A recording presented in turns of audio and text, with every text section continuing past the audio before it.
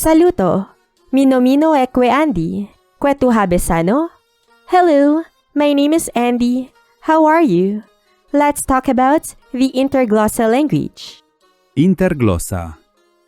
Interglossa is an international auxiliary language built on a purely isolating grammar.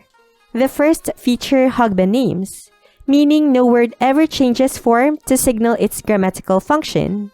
Its vocabulary is drawn overwhelmingly from the International Lexicon of Science and Technology, resting on Greek and Latin roots already carried worldwide by systematic biology, anatomy, and chemistry.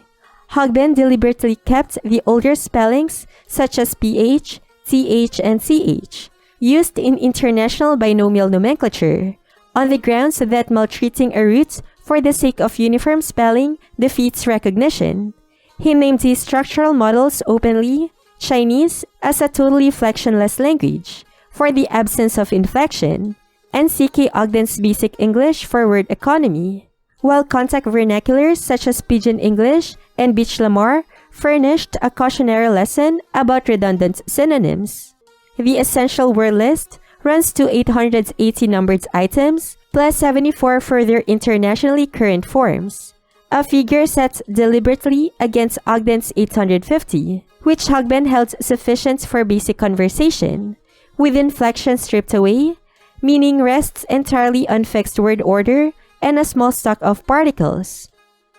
The language was devised by the British zoologist and medical statistician Lancelot Thomas Habe, who drafted it in the empty hours of fire-watching in Aberdeen during the Second World War. His own account, given in the book's foreword.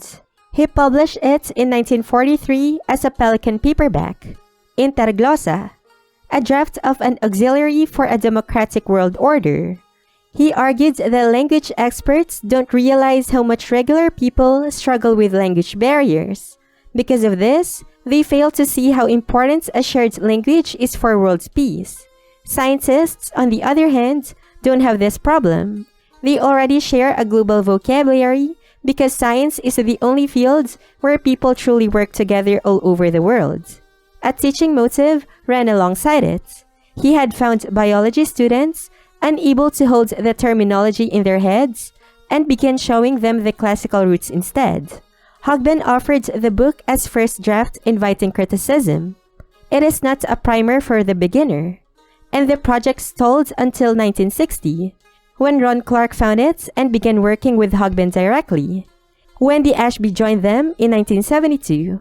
After Hage's death in 1975, Clark and Ashby renamed the revised language Glossa and published its first dictionary in 1978.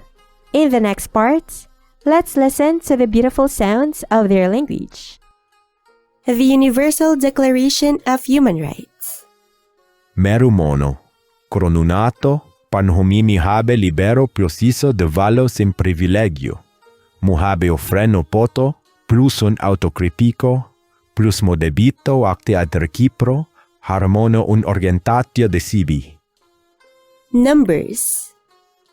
Mono, bi, tri, tetra, penta, hexa, hepta, octa, nonea, deca. Greetings and phrases.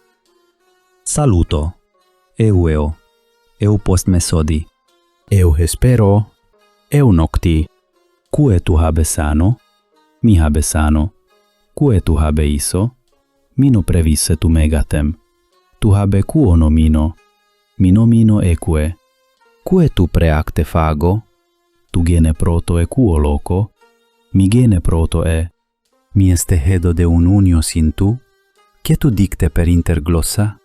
Verito, no, gratio, mi dicte gratio a tu, renon habe gravo, mi este filo tu, mi este logo, mi non este logo, pardo, peti, posso, mi poto acte re, mi no poto acte re, plus saluto, mi post vise tu itero.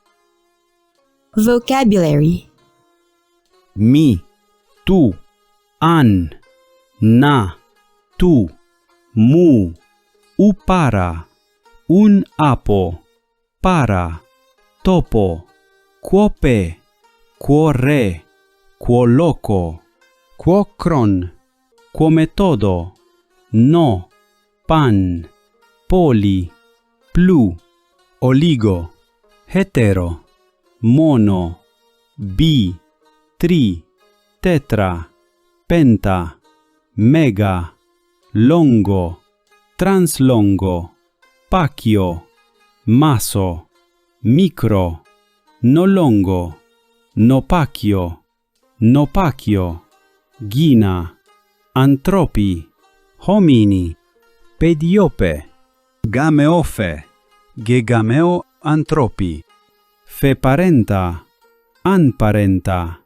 zoa, pisci, avi, cani, pediculina, ophidia, vermi, dendra, dendralo, rabdi, carpa, sperma, fila, risa, suberi, flora, gramini, cannabifi, dermi, crea, hema, ostea, lipi, ova, kerati, ura, pina, trica, kefali, oti, oculi, nasa, ora, denti, glossa, ungua, pedi, poda, podagono, chiri, teri, abdomini, viscera, cervica,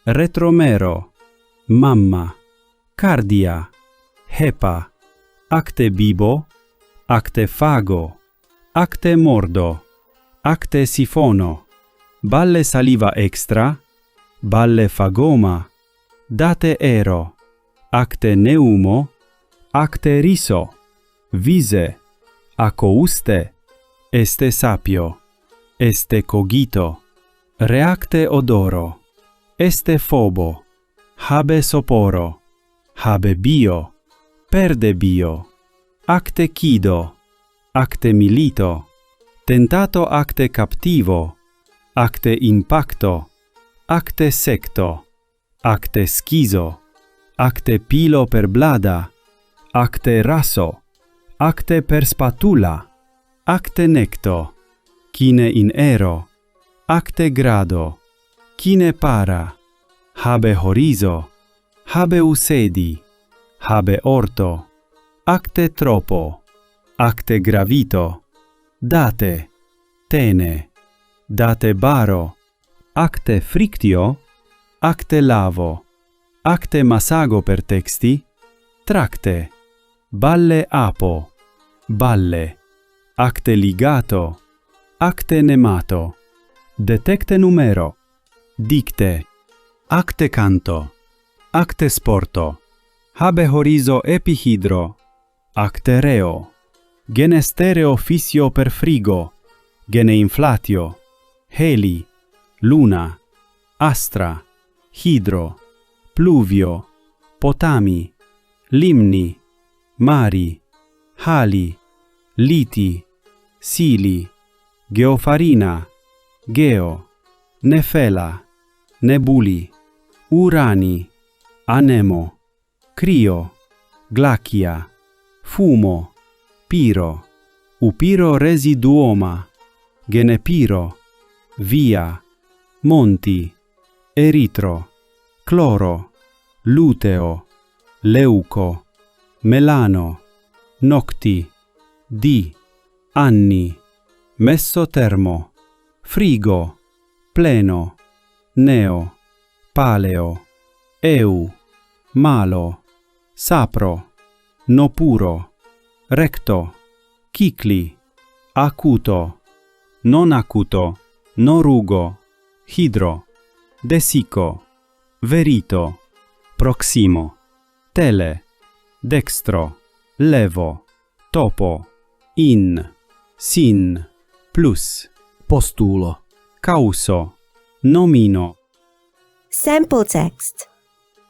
Un micro anemo sin un heli predicte disputo, singulo repredicte, auto eque maxima fortore, cron mu previse unitine rope, suprecine ad antero gevesto per autotoga, mu predicte harmono. Ure, suproto mote utoga apo unitine rope, postgene ufamo de maxima forto. Postre, unanemo preproto date anemo unitine rope per holo autodino. Antire, metro repredate anemo maior forto, unitine rope predate maior fixo autotoga peri auto. Plus fina unanemo preno duro acte tentato. Postre, un heli preproto date foto unitine rope. Plus post microtem, unitine rope, pregene termo, premote auto toga apo auto. Harmonore, uboreo anemo prenecesso dicte confessio, un heli preeque un maior forto redebi. The Wren. Utrogloditi premoro habe auto avecli mica in utaxido. Monocron, di palevavi precine ab extre nero. Mu prevologene, ufagoma pro auto infanti. Plus mu precine, apo minus plu microavi. Plu infanti, prehabe ecos in zero residuore. Post microten, patri trogloditichine verso d'autoro. Andicte. Quare prehabe accido para? Plu infanti. Culpe preacte no quotu? Tu este forto fobo. Mu dicte.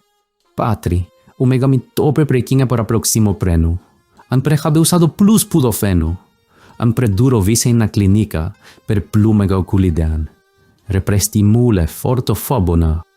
Patri trogloditi dicte. Mieste logo. Am precine a quo loco. Mu dicte. Am precine adipo per un'aporia. Patri trogloditi dicte. Petitu acte attendo. Ni postcine retroan. Prinfanti. Petitu non este curonu. Mi post acte captivoan. Postre, ancime mero retro mi tope. Cron ancine periu curvo de via, uleo acte grado topo.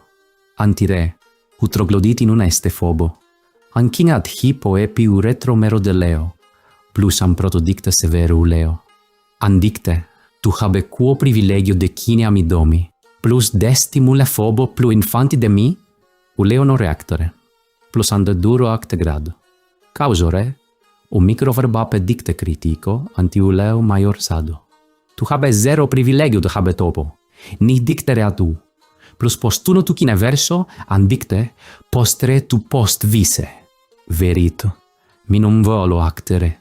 Andicte, plus fino mote monopoda de auto supero, anpire, ni posso stimule fracto, retromero de tu per auto podat in monoseci.